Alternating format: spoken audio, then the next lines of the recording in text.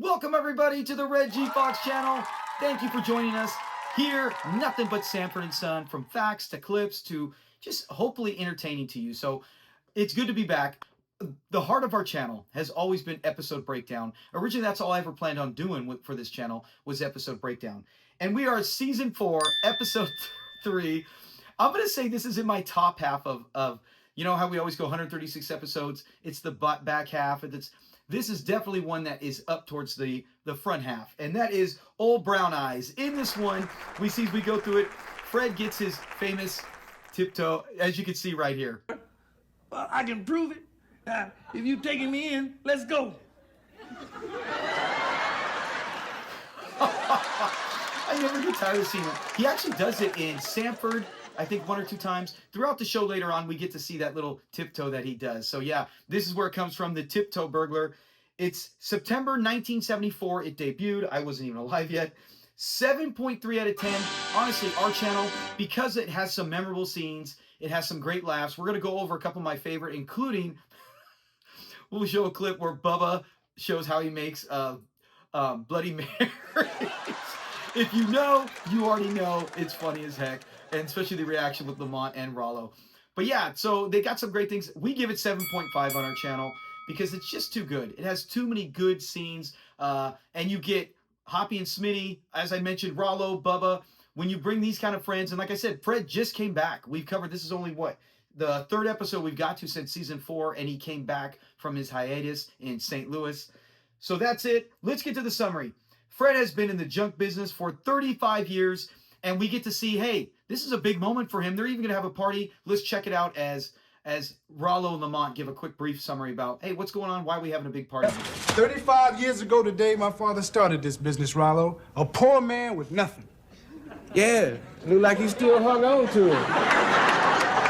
Yeah, you know, it's time to celebrate. He's watching the Jackie Robinson. We'll show that clip later. Jackie Robinson movie for like the 30-something, 35th time, Monday morning movie. And they're going to celebrate for him, and they get a chip together and buy a gift.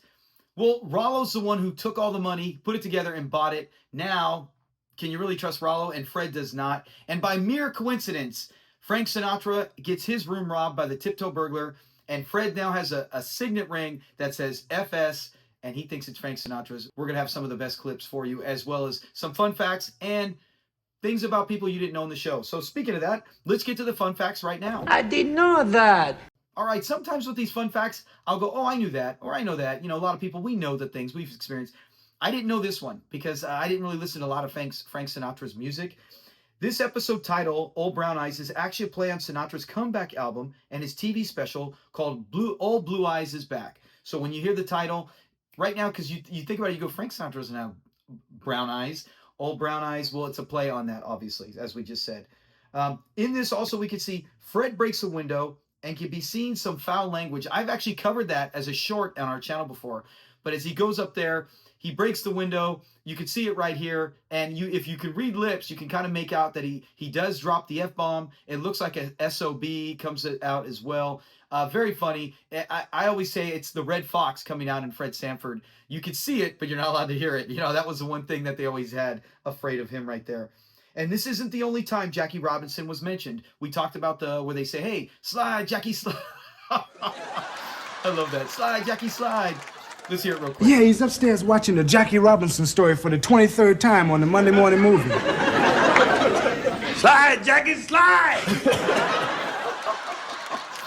But this is not the first time that Jackie Robinson's mentioned. Back in season 1, 3 years before, Jackie Robinson's mentioned when Fred is in coffins for sale. He's going to go sleep on the truck, right? He doesn't want to stay in the house with the coffins and wake up with silver hair. And he even says, you know, it looks good on Jackie, but he didn't want it, so he goes to sleep outside. Ironically, the sad thing about that, Jackie Robinson actually passed away that year. So they hadn't mentioned him since then, and that is it. So hopefully you did learn something new out of those 3 fun facts. Let's get to familiar faces. Wait a minute. May I ask you a personal question? Who are you? All right, our first one is George O'Hanlon. He's the drunk, right? He passed away in 1989 at the age of 76. He appeared in 173 movies or shows throughout his career. That's a lot. Like I said, we've covered guys. 50 is a lot. This guy was almost 200. Most notable, he did George Jetson from the Jetsons in 75 episodes, plus a lot of special movies. If you I grew up as a kid. Later on, I saw the reruns of the Jetsons. I always love that. He was the voice of George Jetson. He also did The Odd Couple as, ironically, another drunk. And he was in the movie Rocky as one of the commentators in the fight scenes. So if you did not know, now you know George O'Hanlon. He was the drunk in this episode. Next up is Milt Cogan. He was the hotel detective when Fred's going in to try to put the suit back, and he comes out and he catches him. Anyways, we'll get to that more in the episode. He's 89 years old and still with us today. Yeah, anytime we get our favorite, anyone from Sanford and Son who was small role, big role, and that they're still with us, that's great. Because I wish I could talk to some of these people. I don't have the connections to get interviews, but it would be great to hear what it was like to experience working even one episode with Red Fox, Lamont, Fred, Rollo, all the guys, real life too. But he was the police detective. Or no, wait, he was 89 years old. He did 115, see? Over 100 again as well, including Columbo. He did 8 is Enough, Wonder Woman, and the Rockford Files 3 times. I love to always mention the Rockford Files because that was one of the shows that was on this Friday night block with Sanford and Son. And it was like NBC owned Friday night when you had Chico the Man, Sanford and Son, Policewoman, Rockford Files. That was something where, hey, you're staying in, right? You're staying, unless you're going out to the 70s disco dance, you're staying and watching. But he was in 3 times Rockford Files. And our last one is Morris Buchanan. He's a police detective, Maury. Let's see him right here. Read the Bible and draw pictures of Jack Webb.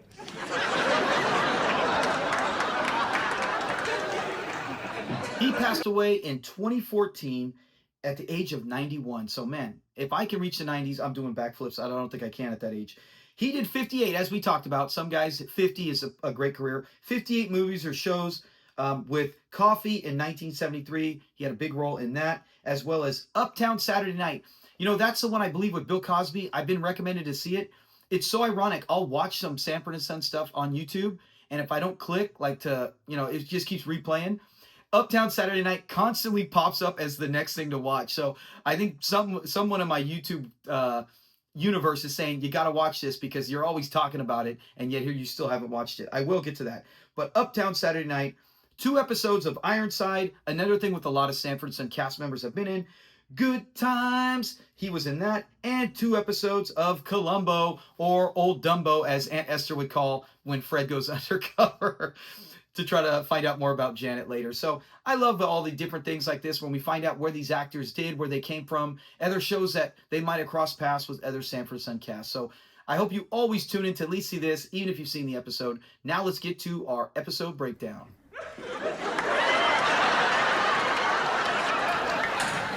It's a top 65 for me, for sure. And for reasons like this, where we get the interaction where Rollo comes in, and when Fred comes down, and he's talking to Rollo about it, and let's just let the clip speak for itself. Rollo, feel at home. I do. Well, would you do me a favor? Certainly. Will you take the garbage out?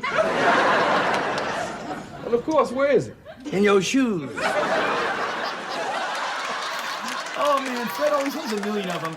And it's so sad because you're like, what has Rollo honestly done? Now, in this episode, we will see why Fred is justified in complaining about some of the stuff he does, because Rollo deserves the treatment after this episode. But there are times Rollo tries to hook him up, right? Gives him a couple tickets to Catalina, and Fred still won't take it. And he's always bad-mouthing Rollo, except for, anyways, I don't want to say it. I talk too much about things. So this is it where Fred finds out, hey, I got a party going on.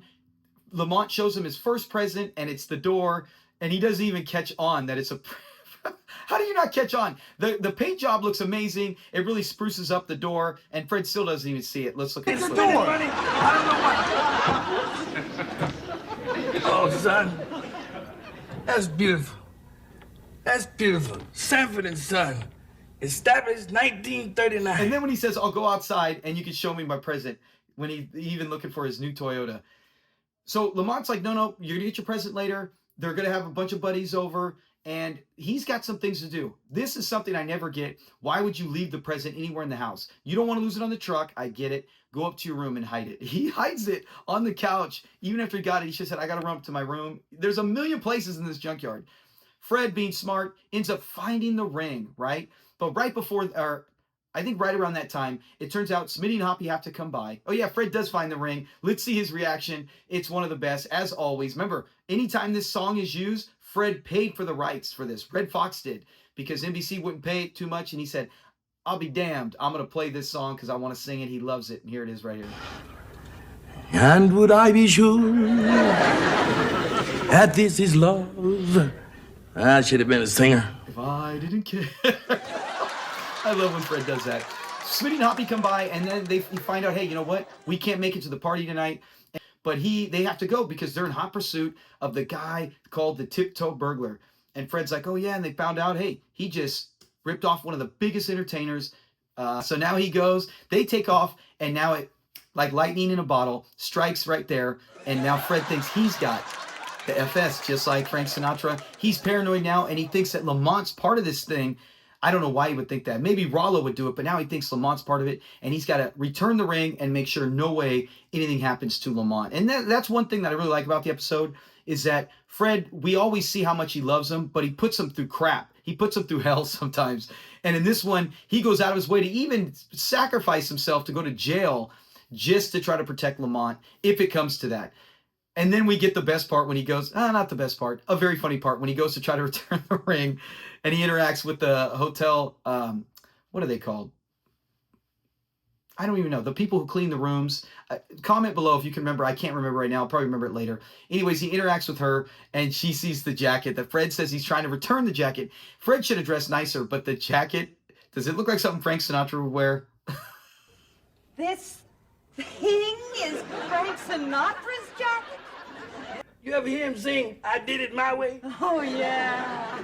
Well, this is the jacket he did it on. You know that jacket? That's the jacket he did. That's the jacket he did it on. So that's what I'm saying. There's so many, I'm skipping a lot of great lines because I can't show the whole episode. But it's so many good things in this that I go, I don't see how you think this is 7.3, because I've seen some 7.7s that did not have as many laughs as this one. Comment below if you agree. Is this one better than a 7.3? Is this in your top 60, top 50? Where would you put it? So now the guy we mentioned earlier, one of the other actors who played the house detective, he comes up, catches Fred in the act, and Fred admits to it. You got me, dude. I'm the Tiptoe. Fred was screwing around in the room to begin with. Just put the ring and get the heck out. Remember, he's in there talking, singing. So they haul him off to jail. And now he's in there, and that's when he's talking to the drunk into the room, giving a thing. Let's look at a clip from that, because that's a pretty funny scene as I was well. returning it. I was just protecting someone who did. Oh. Man. Hey, why don't you go back over there? Your breath smell like you've been drinking Tidy Boy. So he gets arrested. They pull him out to talk to him. And Smitty and Hoppy come up. And once again, Hoppy always has great dialogue. And they're telling him, hey, Maury, he's a friend of ours. And he's all, is this guy a friend of yours? Let's see Hoppy's. Of course we know him. Otherwise, would we say, hey, Fred? You should have picked up on that, Maury. He's a friend of ours. Yeah, really. Yes. So they don't believe it. They don't think for a second he's a Tiptoe Burglar. But meantime, back at the house, Fred, Bubba, and Rollo are waiting. And this is, I don't know if you want to call it a fun fact. It's a pretty cool thing where it says, congratulations, Fred, or it's celebrating for Fred. There's like a handful of episodes. This is one of I think 4 different times they put that up there. Like the one where he was going to break the record. The one where I think, was it when he came home? Anyways, there was a handful of times where they put that up there. So they're at home preparing, and that's when Lamont gets the phone call that it's from the police, or talks to Fred, and he ain't going to make the party for many years. So they rush down to the police. And when Rollo comes in, you knew they had to do this. There's an inmate in the cell, and does he recognize Rollo? Oh, baby, what's that there? Hey, what's going on, Snake? You got me on a bum rap, baby. Drinking. You knew they had to do that to poor Rollo. Make it like, hey, man, he knows guys in jail hanging out. That's a clever writing right there. And then they all get together. They're talking about it. Lamont figures it out. He's like, you know what? Because Fred's saying, hey, you shut up. I did it. I know. Lamont finally puts it together. He's like, you think I stole that ring and that you're trying to protect me? And Fred's like, now you got it. Just be quiet. It turns out, not only is it not Frank Sinatra's ring, it's also not even a diamond ring. And they find out because Smitty has the jeweler's glass, and he's able to figure out it's not even diamonds. What is it? And then Fred loses This is nobody's diamond ring. This is paste. Paste. Paste? Yeah, paste. It's fake, phony, glass, worthless paste. You mean to tell me I've been doing my imitation of ink spots with pasties? He gets so mad. He even wants to beat Rollo with the nightstick. The cops have to do everything they can to stop him, doing his ink spots with the jive, some pasties. So it's a great ending. Like I said, very funny. Then we get the final cut where, I still want to know what happened. What did they get him for a present? They probably went and bought him a real ring with no help to Rollo. But Rollo tries to make up for it, and he even comes back with the Jackie Robinson ball. Yeah, that's why that's up here from this episode. He comes back and he's like, hey, I got this present for you. And Fred's like, he's all touched. And he's like, man, this means a lot, right? He got it from a groundskeeper who used to work at one of the fields and was able to get an actual autographed ball from Jackie Robinson. Can you imagine how cool that would be? I really think that Fred would still insult him later on, but I think that really would have made up for this. That would have been like such a special thing that Fred would have probably had that on display anywhere for everyone to see. But then he reads it. Let's look at that. This is too good. This is a funny clip. Hey, just a moment, Rollo. You. How do you spell Jackie? Jacky.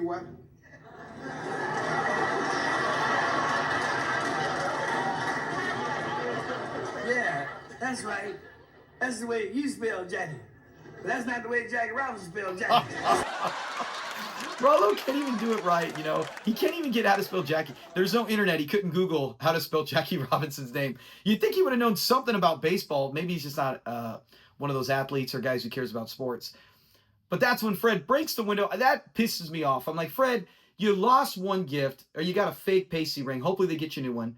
Now you got a fake Jackie Robinson ball. You throw that out. Now you shatter the presents from Lamont. You took everything out in one day. So it's such a tough ending, but it's still funny as heck, and it's great to see Fred, Red Fox, release himself right there at the end as he's cussing at him through the window.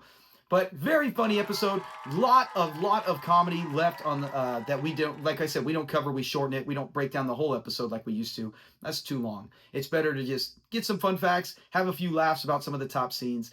Thank you so much, and I'd like to just say, power to the Foxes. Power to the Foxes. Yes, thank you so much to our members, to the Great Foxes, which is Jim Offit, Mike Lutton, and Tan D. Thank you so much for supporting. Look for more members-only videos popping up, as well as we got some live shows coming. I'm back. We're going to do some live shows, as well as for non-members as well. And other members, you guys are Esther's Raiders. You guys are still down there as well. Thank you so much. It means a lot to our community. Thank you for anyone who's watched this long in the video. Comment below. Do you enjoy these kind of videos I do? What's your favorite parts about it? The fun facts, the familiar faces, or just the whole thing in general? And thank you for supporting our channel, especially for being gone for a few weeks, because YouTube really eats it up. If you're not around, if you don't post anything consistently like I have been, the views go down, they tune you out, they kind of put you out. So it's hard to get back into the swing of things. So thank you if you stuck around and watched this much. It's all about Sanford and Son on this channel, so thank you. And keep supporting anything with Red Fox, Sanford and Son, and all the other cast members. Have a great day. Talk to you guys later. Peace.